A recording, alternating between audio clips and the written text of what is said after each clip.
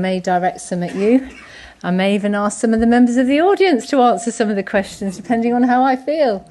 But there's some roving mics going around, and really, please, I do welcome contributions, thoughts, dialogue. You know, is what you've seen up there a reality? Is it a divorce from your reality?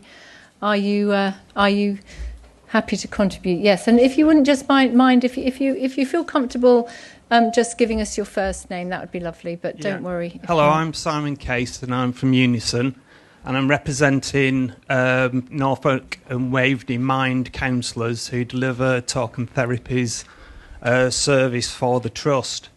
I've had to come to this meeting today because Mind are actually threatening the counsellors with dismissal if they don't deliver high-intensity therapy. However, they've been told by Mind that they are not high-intensity therapists, and that's why the pay banding reflects that.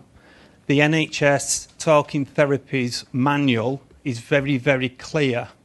It states that any high-intensity therapist delivering Step 3 talking therapies treatment should be Band 7, and there is a job description there that's there. This has been going on for over 2 years now. The Trust has been well aware of it for over a year, and we've absolutely got nowhere.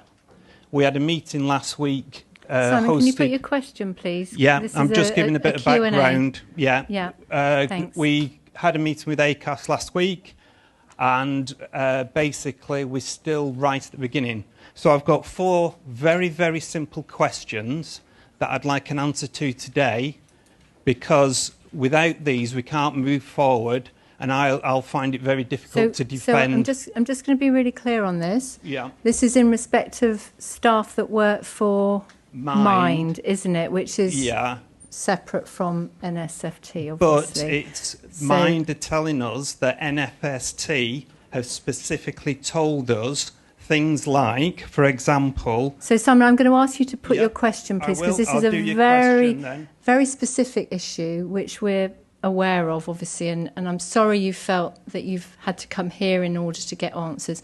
I'm going to ask you to put one question, please. This has been an ongoing issue. It's an industrial dispute, if you like, and I completely respect your right to do that. But if you'd put one question, we'll take that, and the rest I'm going to take offline, because this is not the core business of the AGM. So please put one question. Okay, but we've had to come here because we have been invited to ACAS meetings to put your view over, but that hasn't happened, and that's why we've got to come today. So Simon, please put your question. Yeah. One question, please. I'm going to ask you to pick one of your 4 questions, and we'll do our best to answer it, and then we'll take this offline. Okay. Do NSFT understand the talking therapy counsellors to be Step 3 high-intensity therapists? Thanks very much indeed. So is that something that we're able to answer here, Caroline, or is this quite a complicated thing? I mean, it is complicated, and we're very aware of it, and we have been involved, as you know, Simon. We're not the employer, but we obviously have a partnership role. I'll see if Jeremy, who's been taking the lead as an executive perspective, can just help with that. Thank you. Thanks very much. And this is Jeremy Over, who's our Chief People Officer, who I think you know, Simon. But Jeremy, over to you. Hi. Is this working? Yes, it is. Thank you. Good afternoon, everybody. So I'm Jeremy. I'm the Chief People Officer here at NSFT. I've worked here since June, so not met many of you, so thank you for the opportunity to say hello. Before I answer Simon's question, I also just wanted to add to what was in the video around our partnerships. So we work very closely with our staff side colleagues at NSFT. We are working in partnership with Unison, with RCN, with the BMA, with other unions that are represented in our organisation, and that's another important part of how we are as an employer that I'd like to add to what was in our videos earlier on today. Simon, thank you for your question. You and I have been corresponding, and we will continue to do so, I'm sure, and that's my commitment to you outside of here. So yes, this is a dispute between a group of councillors who work for Mind and those councillors represented by Unison.